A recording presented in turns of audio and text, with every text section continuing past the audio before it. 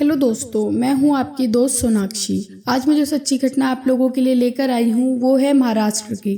महाराष्ट्र के सांगली में 20 जून 2022 को एक ऐसा दिल दहला देने वाला वाक्य हुआ था जिसमें 2 भाइयों के परिवार के 9 लोग अपने घरों में मृत पाए गए थे। पहले तो पुलिस को ये सामूहिक सुसाइड का केस लग रहा था, लेकिन बाद में इस कहानी में एक नया मोड़ आया। पुलिस ने कहा कि मामला सामूहिक सुसाइड का नहीं बल्कि मर्डर का है। इस वारदात को अंजाम देने वाले कोई आम इंसान नहीं थे, बल्कि 2 तांत्रिक थे जिन्होंने इस परिवार की बलि चढ़ा दी थी। अब सवाल ये था कि उन तांत्रिकों ने ऐसा क्यों किया। दोस्तों, इससे पहले मैं आपको ये पूरी सत्य घटना सुनाऊं, अगर आप लोग मेरे चैनल पर नए हैं तो प्लीज चैनल को सब्सक्राइब कर दें। महाराष्ट्र की राजधानी मुंबई में एक सांगली जिला है। उसी जिले का एक गाँव है महसाल, जिसमें 2 वानमोरे भाई अलग अलग घरों में अपने परिवार के साथ रहते थे। दोनों घरों के बीच करीब 1.5 किलोमीटर की दूरी थी। वानमारे परिवार के लोग उसी गांव के रहने वाले एक परिवार से रोज दूध लिया करते थे, लेकिन 20 जनवरी 2022 की सुबह वानमारे के घर से ना तो कोई दूध लेने गया और ना ही उनके घर का दरवाजा खुला। यहाँ तक कि वानमोरे परिवार के लोगों के मोबाइल फोन या तो बंद थे और जिनके फोन पर बेल जा रही थी उन फोन को कोई उठा नहीं रहा था। तब गाँव की एक लड़की दूध देने के लिए पोपट वानमोरे के घर पहुंची, लेकिन वहाँ का मंजर देखकर वो कांप उठी। उस घर में रहने वाले सारे लोग मरे हुए थे, जिसमें पोपट वानमोरे, उनकी पत्नी संगीता वानमोरे और 30 साल की बेटी अर्चना वानमोरे थे। एक साथ एक ही परिवार के 3 लोगों की मौत की खबर गांव में आग की तरह फैल गई। इसी गांव में पोपट वानमोरे के छोटे भाई माणिक वानमोरे भी अपने परिवार के साथ रहते थे, इसलिए गांव के लोग फौरन उनके घर पहुंचे ताकि उन्हें इस वारदात की खबर दी जा सके, लेकिन वहां पहुंचकर उनके होश उड़ गए। पोपट वानमोरे के परिवार की तरह वहां डॉक्टर माणिक वानमोरे समेत उनके परिवार के सभी 6 लोग भी मरे हुए थे, जिसमें उनकी 45 साल की वाइफ रेखा वानमोरे, भतीजा शुभम वानमोरे, अनीता वानमोरे, बेटा आदित्य वानमोरे और उनकी मां अक्काताई वानमोरे थे। अब पुलिस को फोन किया जाता है और पुलिस भी मौके पर पहुंच जाती है। 9 लोगों की लाशें मिलने की वजह से पूरा गांव शॉक में था। किसी को समझ नहीं आ रहा था कि वानमोरे परिवार के साथ ये क्या हुआ है। पुलिस को किसी भी लाश के आसपास कहीं भी कोई खून या हमले के निशान नहीं मिले, इसलिए पुलिस को पहले ही नजर में यह मामला सामूहिक आत्महत्या का लग रहा था। अब पुलिस दोनों घरों की छानबीन करती है और सभी लाशों को पोस्टमार्टम के लिए भिजवा देती है। पुलिस को जांच पड़ताल के दौरान वहां एक सुसाइड नोट और एक जहर की बोतल मिलती है। सुसाइड नोट में कई लोगों के नाम लिखे थे। सुसाइड नोट में वानमोरे परिवार ने कर्ज देने वाले छोटे बड़े साहूकारों को अपनी मौत का जिम्मेदार ठहराया था। पुलिस को शक था कि शायद इन्हीं लोगों ने वानमोरे परिवार पर ऐसा दबाव बनाया कि पूरे परिवार ने अपनी जान दे दी। अब पुलिस ने उन लोगों से पूछताछ शुरू कर दी। इस दौरान पूछताछ में पता चला कि वानमोरे फैमिली ने उन लोगों से लाखों रुपए उधार ले रखे थे। पुलिस ने 25 आरोपियों में से 19 को आत्महत्या के लिए उकसाने के आरोप में गिरफ्तार भी कर लिया था, लेकिन पुलिस को अब भी एक डाउट था कि आखिर वानमोरे परिवार को इतना कर्ज लेने की जरूरत क्या थी, क्योंकि दोनों भाई अच्छी जॉब करते थे।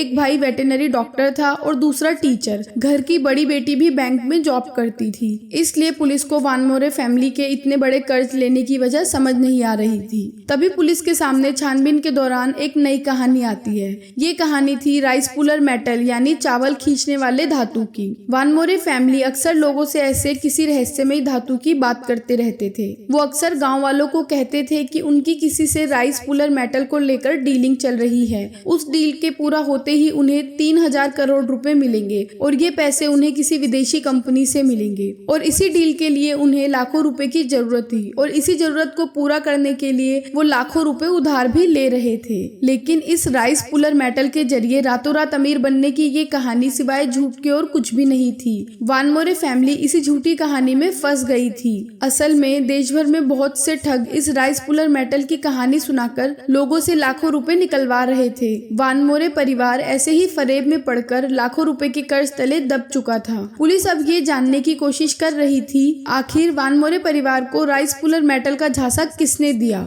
और मरने से पहले वानमोरे परिवार के सदस्य किससे मिले थे। पुलिस बेशक वानमोरे परिवार को खुदकुशी के लिए उकसाने के इल्जाम में कई लोगों को गिरफ्तार कर चुकी थी, लेकिन अब पुलिस ने एक नए एंगल से इस केस की दोबारा से जांच शुरू कर दी थी और इसके बाद जो कहानी सामने आई उसने सबको हैरान कर दिया। पुलिस ने पड़ोसियों से पूछताछ की, जिनसे पता चला कि वानमोरे भाई अक्सर गुप्त खजाने और तंत्र मंत्र की बातें करते थे और जब पुलिस ने इलाके के सीसीटीवी फुटेज फुटेज देखे तो पुलिस को डॉक्टर माणिक वानमोरे के घर के पास एक कार नजर आई जो अक्सर इनके घर आया करती थी और इसके बाद से ही पुलिस की जांच में एक नया मोड़ आया। कार की लास्ट लोकेशन सोलापुर में थी और उस कार के मालिक का नाम अब्बास अली बागवान था जो पेशे से एक तांत्रिक था। पुलिस ने जब वानमोरे भाइयों की कॉल डिटेल्स निकलवाई तो अब्बास अली का नंबर मिला जिससे दोनों भाइयों की बार बार बात होती थी। अब्बास अली की कार जो वानमोरे भाइयों के गांव में आती जाती थी और कॉल रिकॉर्ड्स के आधार पर पुलिस ने अब तांत्रिक अब्बास अली बागवान और उसके ड्राइवर धीरज चंद्रकांत को अरेस्ट कर लिया और अब पुलिस ने दोनों से सख्ती से पूछताछ की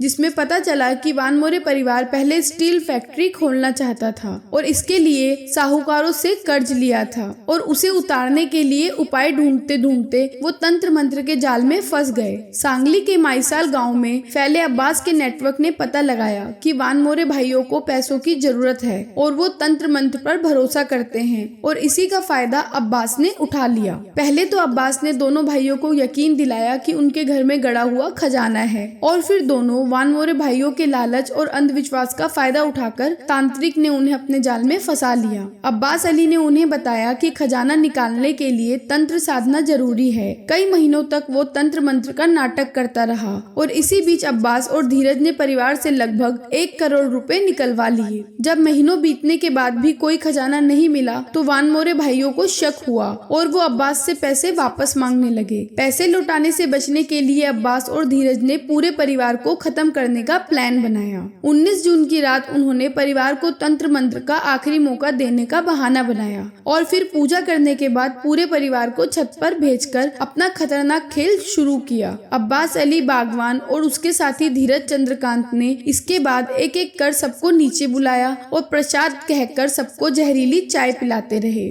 जिसका असर धीरे धीरे हुआ। पोपट वानमोरे अपने परिवार के साथ घर लौट गए जबकि बाकी 6 लोग वहीं बेहोश हो गए। अब्बास और धीरज इसके बाद मौके से फरार हो गए और पूरी वानमोरे फैमिली ने अपने अपने घरों में दम तोड़ दिया। अब्बास तंत्र मंत्र का काम करता था, धीरज चंद्रकांत उसका शिष्य और ड्राइवर था। इन दोनों ने ही वानमोरे फैमिली से करोड़ों रुपए की ठगी करी और फिर बचने के लिए उन सबको मार डाला। अंधविश्वास के चलते एक पूरा परिवार उजड़ गया। दोस्तों, आपकी क्या राय है इस सत्य घटना को सुनने के बाद? हमें कमेंट बॉक्स में जरूर बताएं और आपने अगर अब तक इस चैनल को सब्सक्राइब नहीं किया है तो प्लीज चैनल को सब्सक्राइब कर दें और बेल आइकन भी प्रेस कर दें ताकि हमारी नई वीडियो आते ही आप तक पहुंच जाए। आपका एक सब्सक्राइब मुझे बहुत मोटिवेट करेगा आपके लिए वीडियो बनाने के लिए। दोस्तों, मैं बहुत मेहनत और रिसर्च करके हर एक वीडियो लाती हूँ ताकि आप सब लोग अपने आसपास हो रहे क्राइम से सतर्क रहें और अपना तथा अपने परिवार का भी ख्याल रखें। तो जल्दी ही मिलते हैं अगली सत्य घटना में साहिल के साथ।